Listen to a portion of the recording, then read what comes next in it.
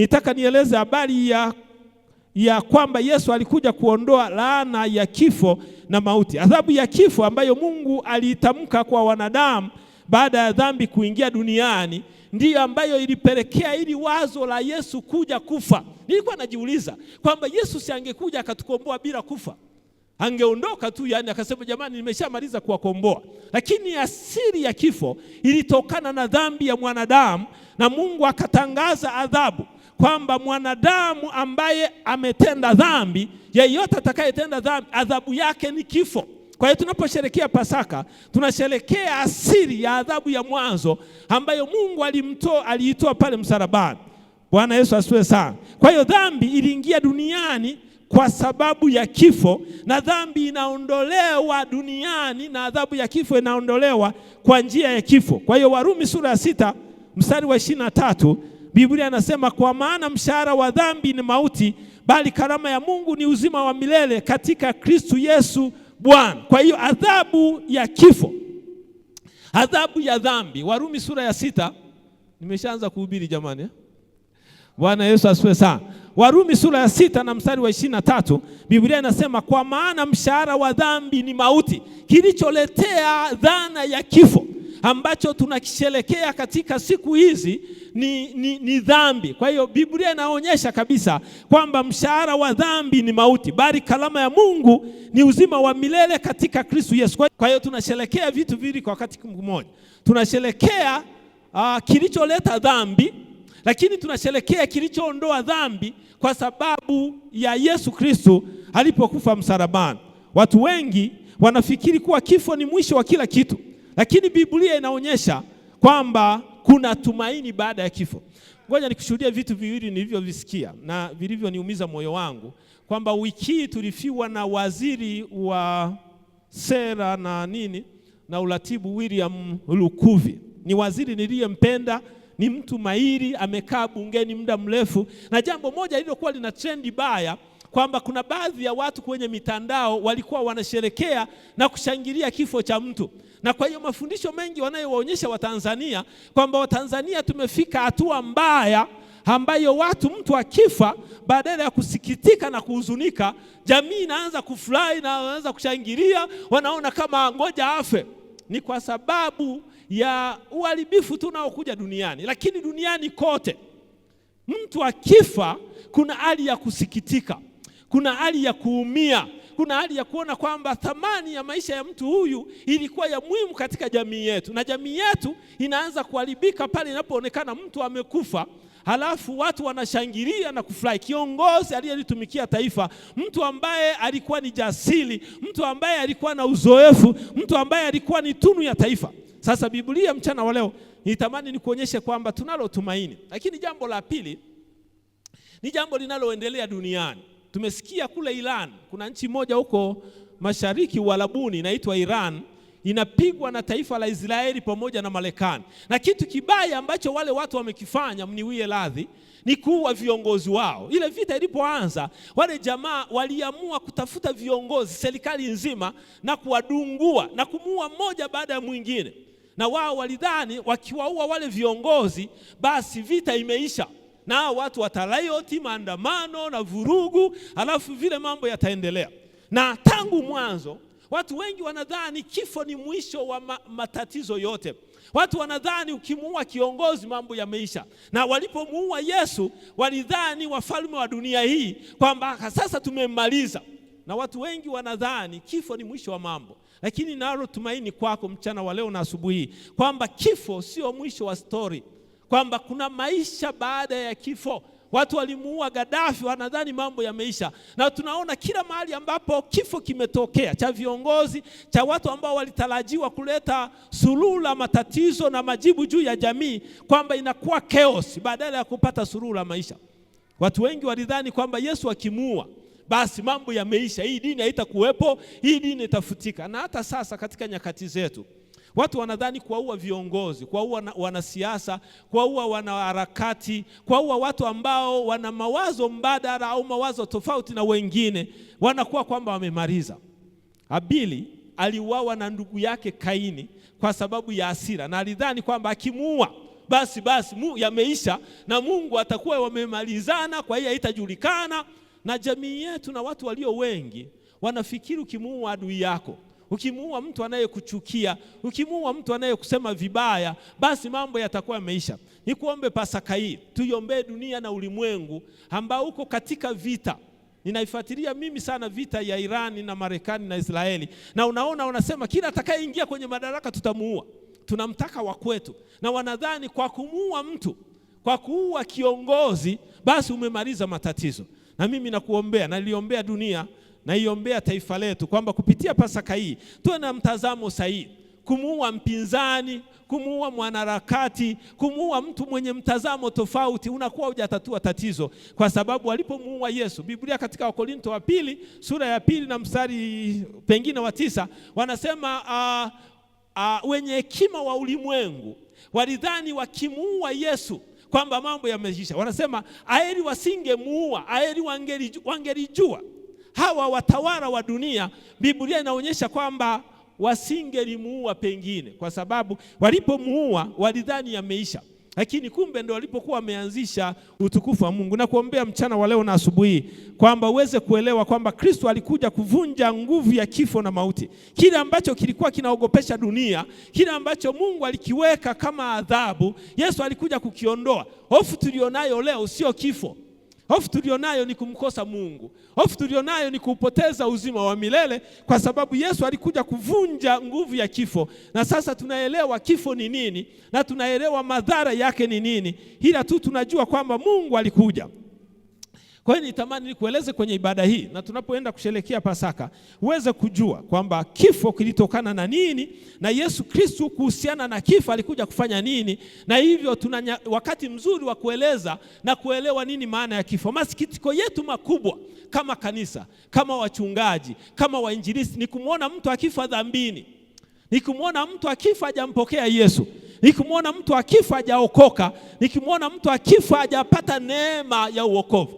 Baba Askofu, wiki iliyopita niliporudi Dar es Salaam nilipata kuhudhuria mazishi ya watu wawili. Nilienda kwenye msiba wa mtoto mdogo wa miaka 4. Alikufa ndani ya wiki moja, aliugua na wakasema ni mapofu, akasema sijui nini, alafu kwa bahati mbaya akafa wakati anapata matibabu. Sasa nilienda kuzika kwenye ule msiba. Amna kitu kigumu mnapotuona sisi wachungaji kama kuhubiri msibani. Mtu amefiwa na mtoto wake wa miaka 4, unaenda kumueleza nini?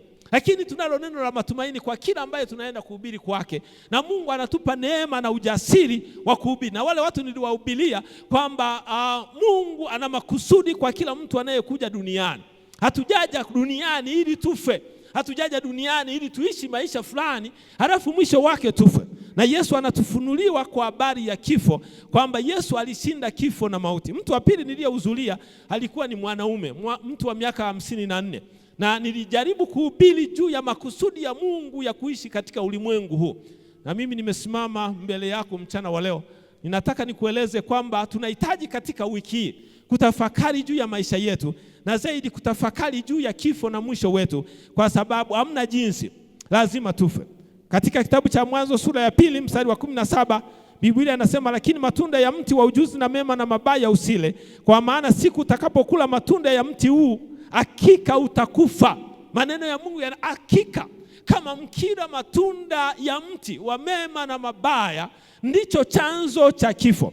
Na baada ya Adamu na Hawa kufanya dhambi, Biblia inaonyesha kwamba tuliingia katika hali ya kuishi katika kifo na katika mauti. Kaini akamuua Habili ndugu yake, na unaona muendelezo wa kuuana mpaka sasa. Watu bado wanatamani kumuua mtu, kutoa uhai wake kama suluhisho la majibu. Nimesikia ushuhuda mbaya niliporudi Dar es Salaam kwamba mtu amemuua mke wake wa ndoa kusudi aweze kuoa mke mwingine anayemtaka. Sasa namuuliza, kwa nini asingemwacha? Kwa nini usingesema, bwana, mke wangu mimi ninataka kuoa mke mwingine, tuachane? Lakini mtu unaona anachukua hatua mbaya mno, ya ajabu mno. Sasa na mtu mmoja anasema hicho ni kifafa cha ndoa, kwa sababu unakosa ufahamu wa kawaida. Na mtu anachofikiria kwamba anaweza akamuua mke wake kwa sababu si kwamba ampendi, ila tu ni kwa sababu anataka muoe mtu mwingine. Anasema unajua mimi ni Mkristo, siruhusiwi kuoa mke wa pili, hawatanifungisha ndoa, sintaeleweka. Kwa hiyo adhabu pekee anayoifikiria ni kumuua mtu. Na mimi hayo mambo nikiyafikiria, yani ninaogopa mno. Bwana Yesu asifiwe sana. Na baba askofu, katika kizazi tulichonacho, vijana wako tayari kumuua kijana mwenzake. Nimesikia story moja ya chuo kikuu, kijana alikuwa na girlfriend na walikuwa wanapendana. Alafu akajua yule binti anatembea na mtu mwingine, wanahusiana na mtu mwingine. Akaamua kumuua huyo binti, akaamua kumuua na huyo boyfriend, akaamua na yeye kujiua. Yaani unaona roho ya kifo, roho ya mauti, roho ya watu kutaka kufa ikienea. Mtoto anafeli kidato cha 4, anaamua kunywa sumu. Mtu anapata shida kazini, anaamua kunywa sumu. Mtu anapata hasara yoyote kwenye biashara, anaamua kunywa sumu, kwa sababu kuna roho ya kifo na mauti ambayo Yesu anasema msalabani ameshinda kifo na mauti. Na mimi asubuhi ya leo nitamani nikuhubirie kwamba tunahitaji kujua dhana ya kifo. Katika hii wiki ya mateso ambayo tunaazimisha Pasaka yetu, nitamani kwamba Yesu alikuja kuondoa laana ya kifo na mauti. Hakuna kosa kubwa sana kwa Mkristo uliyeokoka kufikiri kujiua, kufikiri kujinyonga, kwa tatizo lolote unalolipitia, kwa changamoto yoyote unayoipitia, kwa magumu yoyote unayoyapitia, yawe mahusiano ya ndoa, yawe ni mahusiano sijui ya kufanyaje. Bwana Yesu asifiwe sana. Kwa hiyo tunaishi kwenye dunia ambayo imeendelea kujaa mauti, vifo, mauaji, ajali, maradhi, ugaidi. Injili ya Mathayo sura ya 24 mstari wa 6, Biblia inasema nanyi mtasikia habari za vita na mateso na mapigano. Kwa hiyo nyakati za mwisho, hiyo roho ya kifo, roho ya kutaka kujiua, roho ya watu kutaka kuuana itaenea sana. Nasikiliza mashariki ya mbali na unaona vita inayokuja mbele yao. Ilianza Iran, imeenda Oman, imeenda Saudi Arabia, imeenda Kuwait, imeenda Qatar, imeenda nchi zote za Kiarabu, na unayaona mapigano na kila mmoja ananunua silaha. Nilikuwa nafuatilia watu wananunua silaha. Na wanasema sasa hivi wana silaha ambazo zinaweza mmekaa wawili, ikaja ikakuua wewe, ikamwacha mwingine. Kwa hiyo tunatengeneza hali ya mauaji ambayo ni ya gharama kubwa sana, na kinachotengenezwa, uchumi mzima wa dunia huko kwenye mikono ya kutaka kuuana. Wagunduzi wa silaha na vifaa vya kuua watu zinazidi kuongezeka, na tunamsihi Mungu. Kila ninapokuja mahali hapa Morning Glory, ninaiombea amani ya dunia, kwa sababu drone na vifaa vya mauaji vinaongezeka na wanachotafuta ni kuua. Kwa hiyo habari za mauaji, tumsihi Mungu katika Pasaka hii kwamba hii roho ya siku za mwisho ambayo ni ya vita, ya ugaidi, ya mauaji, ya umwagaji damu iweze kuondoka na tuweze kuishi kwa amani. Na Biblia inasema mtasikia hizo habari, na ni nyakati za mwisho ambazo tunazo. Sasa nitamani nikueleze neno la matumaini. Biblia inasema kwamba kifo sio mwisho.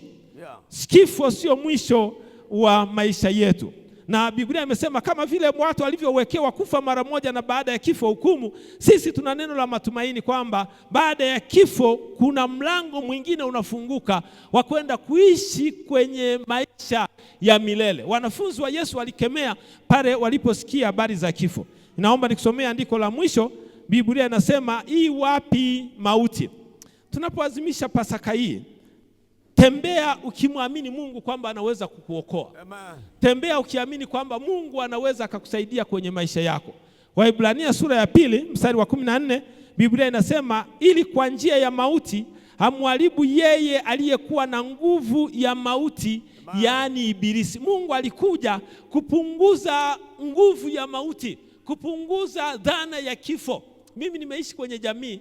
Wiki hii baba askofu, nilivyorudi nilienda kwenye jamii yangu, nilikuta dada mmoja amefiwa na mume wake na anaomboleza, amefunga kitambaa cheusi tumboni. Halafu ukifika anaanza kulia, akamwambia, mimi ni mchungaji, nimekuja kukupa neno la matumaini. Muda wa maombolezo umeisha. Hautaki kuendelea kuomboleza, ni lazima maisha yaendelee. Na ninakuombea kila mmoja asubuhi ya leo kwamba ondoka kwenye hali ya hayo.